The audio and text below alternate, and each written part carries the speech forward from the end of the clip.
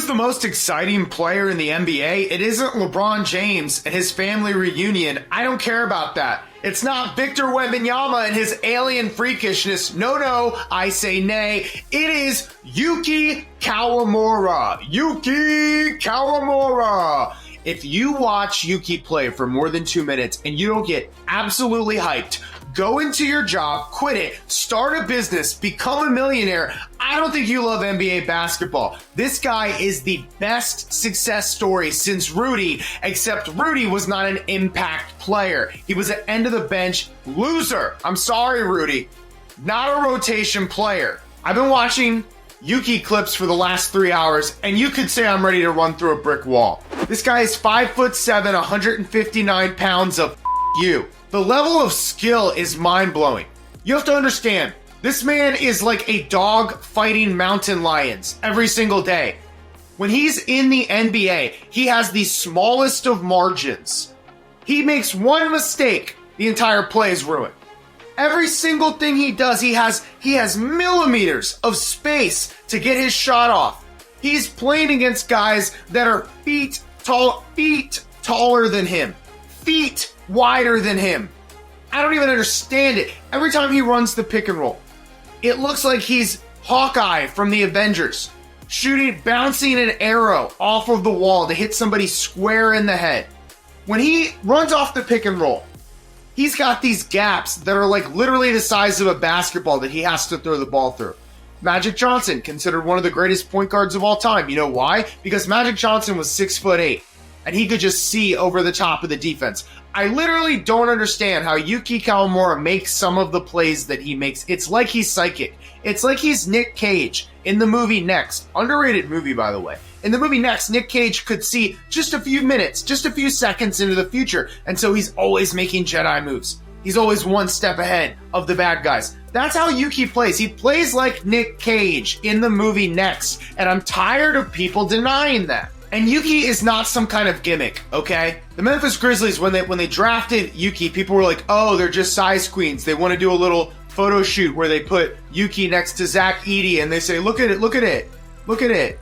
This guy is a real NBA player, and if you think he was just drafted to sell tickets or to grow an Asian fan base, you are horribly, horribly wrong. This guy is the real deal. When he played in the Japanese B-League, playing against grown men as a 19, 20-year-old, you know what he did? He got Rookie of the Year and MVP.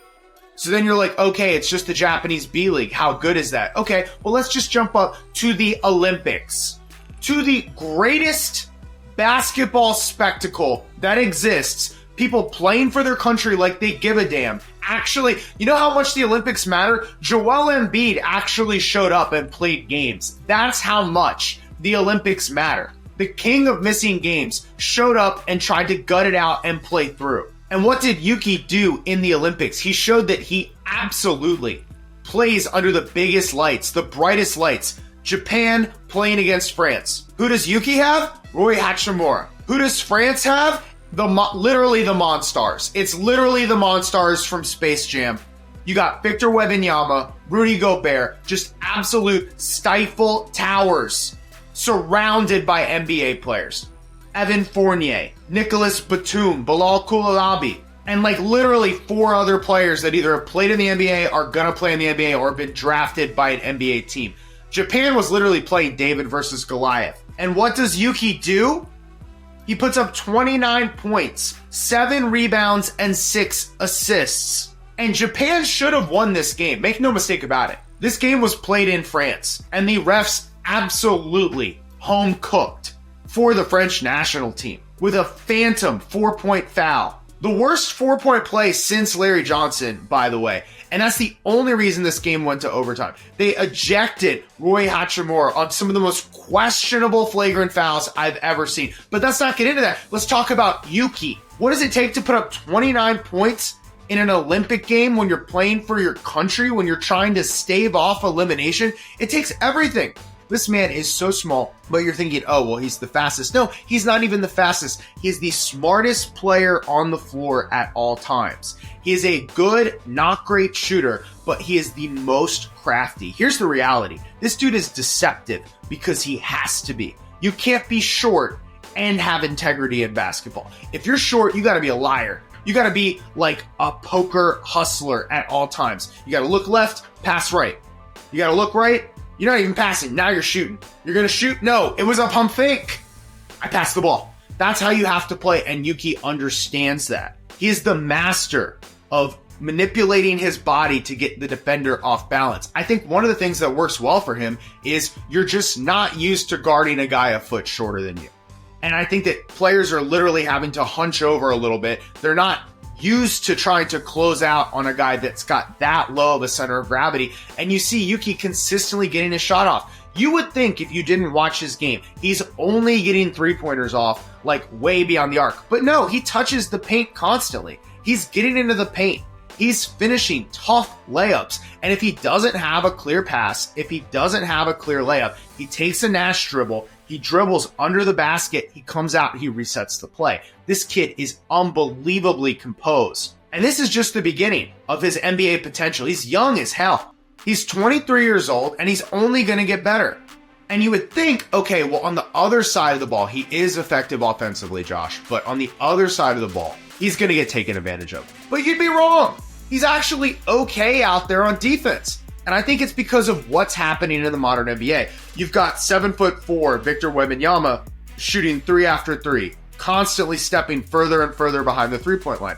NBA offenses are designed to get more threes for their players. They're not designed to get post-ups and exploit physical mismatches anymore. So I think Yuki is coming into the NBA at the absolute best time. Teams are not going to scrap their entire offense that they've been practicing all year, especially in the regular season, just to try to exploit a backup point guard's minutes. Because of this, Yuki's constantly guarding players at the perimeter. And it's not anywhere near as much of a disadvantage for him to guard someone out behind the three-point line than it is for him to guard someone in the post. And even if they do post up the guy that Yuki is defending, how many post-up possessions is that player really going to get in an NBA season?